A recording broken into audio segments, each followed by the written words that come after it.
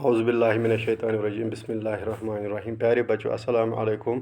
त्रेमे जमात सुंद उर्दू अत मज page number 47 पे गु तुम लेसन गडनिकस वीडियोस मज थोड़ा बहुत पोर्मुत तो आज करो ब्रो कुन स्टार्ट इंशाल्लाह। हमारे खेल अत नाव यानी पतमिस करो थोड़ा रिविजन। यानी अगर वो तुम पतमिस लेसन वोन मे तुह इंसान हमेशा रूदमुत गिंदनुक द्रोगनुक शौकीन खेल कूदुक शौकीन रूदमुत। गोड़ इंसान जंगलों मज रोजान तो अत जानवर हूँ शिकार करान तीर लगत शिकार करान जानवर। तो इस तीर अंदाजी हूँ हुनर अमिस फन अमिस यह गो तब्दील अकिस गेम मज गो अकिस खेलस मज गो यह तब्दील। तो इथे कन इंसान ब्रो कुश्ती हंद मुकाबल गसान कबड्डी हंद मुकाबल गसान गुली डंडक मुकाबल गसान। यानी गेम वनस कुन कुन जाए सैनिस मुल्कस मज गसान नजर यम लूक गिंदान गिंदान यह अस नजर गसान। इंशाल्लाह आज पढ़ो ब्रो कुन बह पढ़ तुम थो किताब कुन नज़र। यानी आज लास्ट पैराग्राफ अमिक पढ़ तो यत पढ़ तुम थो नज़र पेज नंबर 48 पे गु तुम। दूसरे मुल्कों से हमारे ताल्लुकात बढ़े तो वहाँ के बहुत से खेल यहाँ खेले जाने लगे। इनमें से कुछ खेल बहुत मकबूल है जैसे क्रिकेट, हॉकी, फुटबॉल, वॉलीबॉल और टेनिस वगैरह। हॉकी में तो लगभग 30 साल तक कोई मुल्क हमसे नहीं जीत सका और आज भी हमारी हॉकी टीम दुनिया की मशहूर टीमों में से एक है।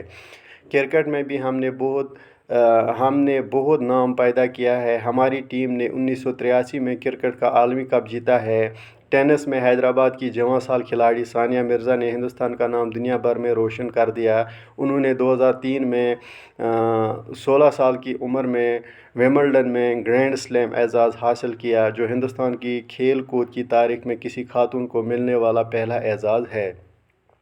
खेल की अहमियत अब और भी बढ़ गई है क्योंकि इनके ज़रिए एक दूसरे के साथ मेल जोल और भाईचारा पैदा करने में मदद मिलती है। तो यह अजुक सबक तुह तो यह समझो वो। यानी अगर वो खेल कूद गिंदन द्रोकुन अम सक मुल्क बेकिस मुल्क सत ताल्लुकात बढ़ान।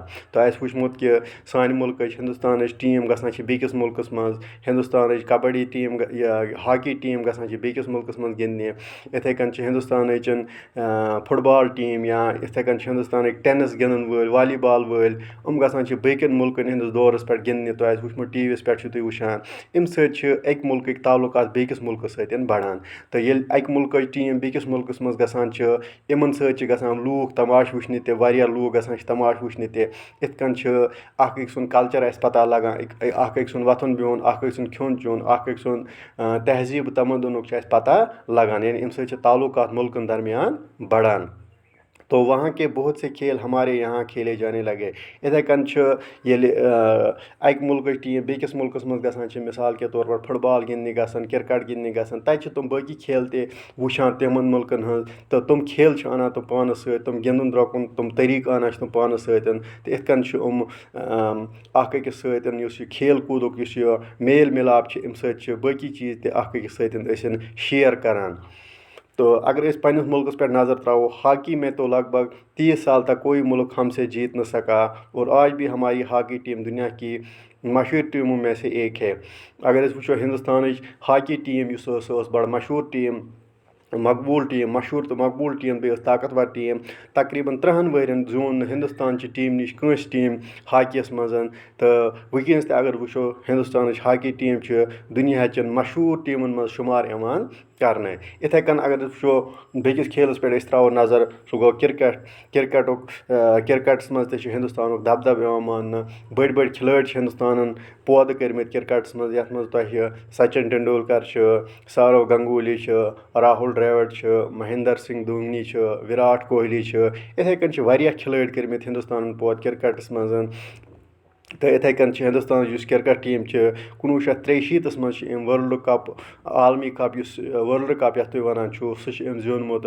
इथे कन टेनिस टेनिस मज तुम मशहूर खिलाड़ी हैदराबाद सानिया मिर्ज़ा नाव हिंदुस्तान मशहूर टेनिस खिलाड़ी अम दुनिया मज पन नाव रोशन कोर्मुत पन नाव तो पे मुल्क नाव तो रोशन कोर्मुत। अम सानिया मिर्ज़ा अम 2003 मज 16 वहरिश उम्र मज गोल्डन यानी दुनियाहुक टेनिसुक सारे खोत बोड़ बार एजाज युस छ सु हासिल कोरमुत यथ अस ग्रैंड स्लैम वनान छ। यह हिंदुस्तान गोडनिच खातून खिलाड़ी जई खिलाड़ी यम यह एजाज हासिल कोरमुतन छ।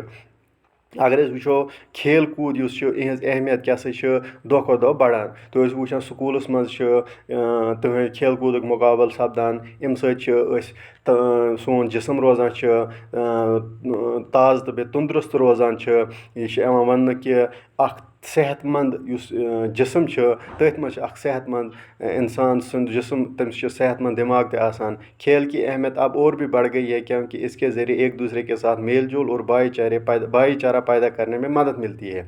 यानी खेल कूद अहमियत दो खो दो बढ़ान तिकाज अम सत इंसान सेहतमंद रोजान बे अम सत मेल जोल अकिस सत बढ़ान इथे कन भाईचारा बढ़ान यह अत मदद करान। तो इस सबक पढ़ू तुह खेल कूद अत मज कह लफ्ज आमत तीर अंदाजी तीर चलाना शौकीन शौक रखने वाला गुजर बसर के अवकात इथे कन रिवाज चलन तो रस्म ताल्लुकात ताल्लुक की जमा मेल जोल नाम पैदा करना शोहरत हासिल करना लगभग करीब करीब या मिलता जुलता मकबूल है पसंद किए जाते हैं या मशहूर है। इसी तरह कुश्ती जोर आजमाई दो पहलवानों का आपस में गुत्थम गुत्था होना कुश्ती यथ पे दब वनान अहमियत ज़रूरत कदर कीमत या वक़्त। तो इस सबक अजुक पढ़ो तुह यह तुह समझ आमुत तो यम अल्फाज माने हम थो कापि पे नोट कर बे करो याद बे लिखो पेज कापि पे पेज यमो। तो आज गो युत तो तुह खुदा सवाल अस्सलाम वालेकुम।